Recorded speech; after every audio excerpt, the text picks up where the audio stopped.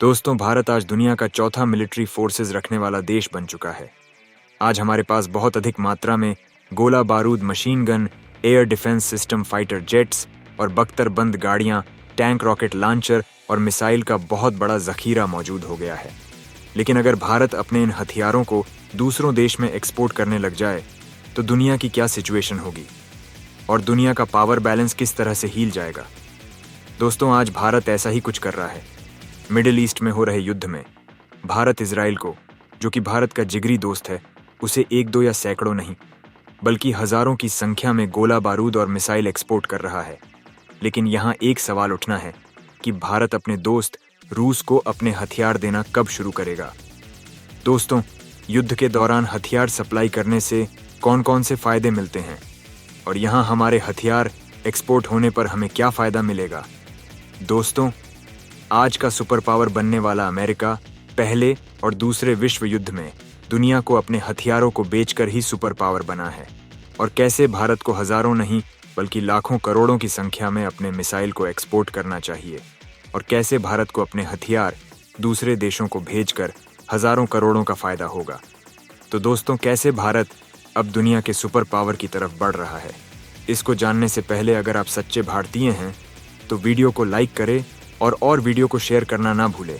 उसके बाद चैनल को सब्सक्राइब जरूर कर लें। तो दोस्तों, सबसे पहले जानते हैं कि आखिर भारत इसराइल को ही अपने हथियार एक्सपोर्ट क्यों करता है। आपकी जानकारी के लिए बता दें दोस्त, इसकी शुरुआत हुई थी 1999 में, जब पाकिस्तान की कुछ गीदड़ भारत में घुसकर शोर करने लगे थे, और वह स्थान था कारगिल, जहां पर हमारे वीर जवानों ने उन गीदड़ों को उनके क्षेत्र में खड़े रहने के लिए कारगिल युद्ध की शुरुआत की थी। और इस युद्ध के दौरान हमारे कई जवान शहीद भी हुए थे। लेकिन दुनिया के कई बड़े देश यह जानते थे कि इसकी शुरुआत पाकिस्तान ने की है, लेकिन उसके बाद भी अंधे और बहरे जानवरों की तरह मूक बने हुए थे। लेकिन यहाँ पर इजराइल ने भारत के बुरे समय में दोस्ती का हाथ बढ़ाया था और भारतीय सेना को गोला बारूद, लेजर गाइडेड वेपन्स और भी कई प्रकार के हथियार दिए थे, और इन हथियारों ने हमारे जवानों को जीत दिलाने में और उन गीदड़ों को भगाने में बहुत ही महत्वपूर्ण योगदान दिया था।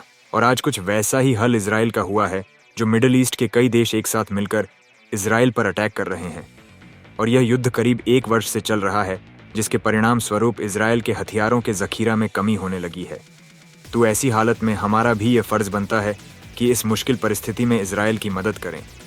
और आज यही कारण है कि भारत इजराइल को अपने वेपन्स, इक्विपमेंट और anti tech missile, air defence system और भी एडवांस टेक्नोलॉजी वाले हथियारों को इजराइल भेज रहा है। और भारत में हाल ही में एक न्यूज़ के अनुसार हथियारों से भरे एक जखीरे के जहाज को इजराइल भेजा था। लेकिन इसको देखते हुए वैश्विक स्तर पर भारत के दुश्मनों ने भारत को गढ़ने की कोशिश की, तो भारत ने उसका जवाब दिया कि कारगिल युद्ध में जब मुझे हथियारों की ज़रूरत थी तो उसे समय में इजराइल ने ही हमारा साथ दिया था और किसी ने नहीं। और जब इजराइल की स्थिति खराब है तो हम उसका साथ ज़रूर देंगे। यानी भारत अब मिसाइल की गिनती करके नहीं बल्कि पूरे जखीरा को इजराइल भेज देगा, और वही भारत के इन मिसाइल से इजराइल को सुरक्षा मिलेगी।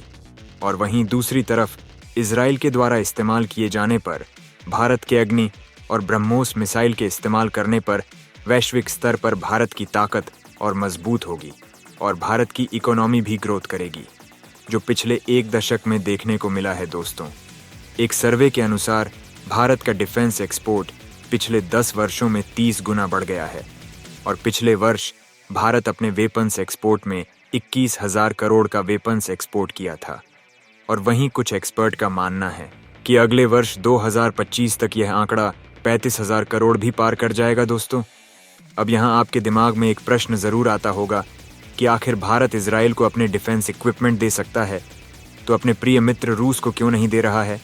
आखिर रूस ने भारत को डिफेंस टेक्नोलॉजी में रूस ने भारत के सबसे अधिक मदद की है, तो यहाँ भारत का यह फर्ज होता है कि अब भारत भी रूस को ऐसे टेक्नोलॉजी वाले हथियार दे जिससे रूस को युद्ध में गेम चेंजर साबित हो। लेकिन दोस्तों, इसकी शुरुआत भी हो चुकी है, और भारत के हथियार इंपोर्ट में वह 5 देश शामिल है। America, Israel, United kingdom, France और जर्मनी जैसे देश शामिल है। लेकिन अब रूस भी भारत से रक्षा उपकरण खरीदने पर विचार कर रहा है। दोस्तों, आपको बता दें, दुनिया में भारत का मिसाइल और radar system technology advance system में जोड़े जाते हैं। यहाँ पर अगर रूस किसी युद्ध देश से युद्ध करता है और भारतीय मिसाइल को यूज करता है तो भारत के लिए उसकी ताकत वैश्विक स्तर पर बढ़ जाएगी और दुनिया की नज़रों में भारत की इम्पोर्टेंस और अधिक बढ़ जाएगी। और यहाँ पर भारत भी मिसाइल सप्लायर बन जाएगा। दोस्तों, यहाँ पर बहुत से लोगों के दिमाग में ये आता होगा कि अगर दो देश लड़ रहे हैं तो उनको डिफेंस इक्विपमेंट देना उचित नहीं होता है, लेकिन अगर वह काम आप नहीं करते हो तो कोई दूसरा देश अपने हथियार देगा। और यहाँ पर आपको एक और फायदा होगा, अगर आप अपने हथियारों को एक्सपोर्ट करते हैं तो आपके हथियारों की ताकत को देखकर आप पर कोई दूसरा देश हमला करने से पहले 100 बार सोचेगा। इसलिए डिफेंस एक्सपोर्ट करना ज़रूरी होता है। तो दोस्तों, लिए यहाँ जानते हैं किसी देश को अपने डिफेंस इक्विपमेंट देना फ़ायदे का सौदा कैसे होता है। दोस्तों, जब दो देश आपस में युद्ध लड़ते हैं तो उनके पास हथियारों की अधिक से अधिक ज़रूरत होती है और वह हथियारों पर अरबों रुपए खर्च करते हैं। इसलिए आज भारत के हथियारों की डिमांड दुनिया में बहुत तेज़ी से बढ़ रही है, क्योंकि भारत के हथियार अमेरिका, इजराइल और पश्चिमी देशों की हथियारों की तुलना में अधिक आक्रामक हैं और उनसे कम कीमत में भी हैं। और इनको बेचने से दो फायदे होते हैं। बड़े पैमाने पर आर्थिक लाभ होता है, अधिक रूपों का लेन देन होता है जिस देश के इकोनॉमी को बूस्ट मिलता है, और दूसरा डिप्लोमेटिक और मैट्रिक्स पावर, जिससे विश्व स्तर पर उसे देश की विश्वसनीयता बढ़ जाती है और देश की रक्षा में बहुत बड़ा योगदान मिलता है। जैसे यूएनएससी में भारत का दबदबा बनने के साथ भारत को वीटो पावर मिलने की उम्मीद भी आ चुकी है, क्योंकि भारत को वीटो पावर मिलने से बेटों के 5 देशों के मिलिट्री पावर से एक दूसरे देशों की मिलिट्री पावर बढ़ जाएगी, क्योंकि भारत के खिलाफ सिर्फ चीन ही बुलाता है और कोई दूसरे देश भारत के खिलाफ बुलाने की हिमाकत नहीं करते हैं। दोस्तों, भारत के साथ साथ दुनिया के सभी देश जानते हैं, सभी नागरिकों को पता है कि भारत नो फर्स्ट पॉलिसी पर विश्वास करता है, यानी भारत किसी भी देश के सामने से पहले जंग युद्ध करने की कोशिश नहीं करता है, क्योंकि भारत शांतिप्रिय देश है और भाईचारे का प्रचार करता है। भारत अमेरिका और इजराइल जैसे देशों को अपने इक्विपमेंट देता है, उसके साथ साथ छोटे देश को भी अपने डिफेंस इक्विपमेंट और गोला बारूद और टेक्नोलॉजी देकर उन छोटे देश की मदद करता है। इसका मुख्य रीज़न होता है कि उन छोटे देशों के बड़े पड़ोसी देश उनको परेशान ना करें और छोटे देश भी अपनी रक्षा कर सके और दुनिया में शांति कायम रहे।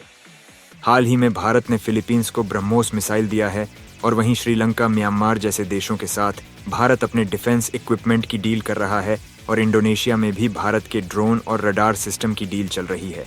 और उसके साथ साथ अर्जेंटीना, नाइजीरिया और आर्मेनिया जैसे छोटे देश को भारत अपने शक्तिवर्धक हथियारों को देकर उन्हें शक्ति प्रदान कर रहा है। और यह भारत बहुत ही गौरवान्वित कार्य कर रहा है, क्योंकि दुनिया के बड़े देश इन छोटे देश की तरफ ध्यान ही नहीं करते।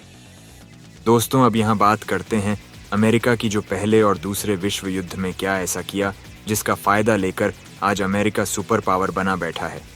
तो दोस्तों, आपको बता दें, जब पहला विश्व युद्ध शुरू हुआ था तो डायरेक्टली इस युद्ध में अमेरिका शामिल नहीं था, और जब युद्ध का चरण बढ़ने लगा तो ब्रिटेन, रूस जैसे यूरोपियन देशों के हथियारों के ज़ाखिरे खाली होने लगे और इसका सीधा फ़ायदा अमेरिका को होने लगा, क्योंकि यह देश अमेरिका से हथियारों की मदद मांगी और अमेरिका ने हथियार बनाने वाले अपने कंपनियों को फुल कैपेसिटी में हथियार बनाने का लाइसेंस दे दिया, जिसमें वह कंपनी के फाइटर जहाज़, गोला बारूद बंदूकें और भी युद्ध के अन्य उपकरणों को अमेरिका उन देशों को डायरेक्ट और इनडायरेक्ट अपने हथियार बेचने लगा।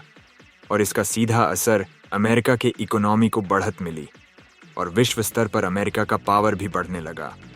और यही से अमेरिका का डॉलर वैश्विक स्तर पर दुनिया में अपना महत्वपूर्ण भूमिका निभाने लगा। और इसके बाद दूसरे विश्व युद्ध में अमेरिका के डिफेंस कंपनियों और भी मजबूत हो गई। दोस्तों, यहाँ पर भी जब दूसरा विश्व युद्ध 1927 में चालू हुआ तो इसमें भी अमेरिका सीधा युद्ध में नहीं आया और अपने मित्र देशों को अपने हथियार बेचने वाली रणनीति दोहराई, जिसमें ब्रिटेन, फ्रांस, सोवियत संघ को हथियार, एयरक्राफ्ट, टैंक और अन्य युद्ध सामग्री सप्लाई करने चालू कर दिया। और इस युद्ध में जर्मनी, इटली के सपोर्ट में अन्य देशों की ज़बरदस्त हार हुई और उन देशों की जीत हुई जिसे अमेरिका अपने हथियार दे रहा था, जिसका सीधा असर अमेरिका को दुनिया में सुपर पावर बना बैठा। और यही कारण है कि तभी से अमेरिका का डिफेंस सेक्टर दुनिया में सबसे पावरफुल हो गया और उसी के बलबूते आज दुनिया में सुपर पावर बनकर बैठा है। अब दोस्तों, आप ही बताएं, क्या भारत को अपने हथियारों को एक्सपोर्ट करना चाहिए या नहीं? नीचे कमेंट बॉक्स में लिखकर हमें ज़रूर बताएं।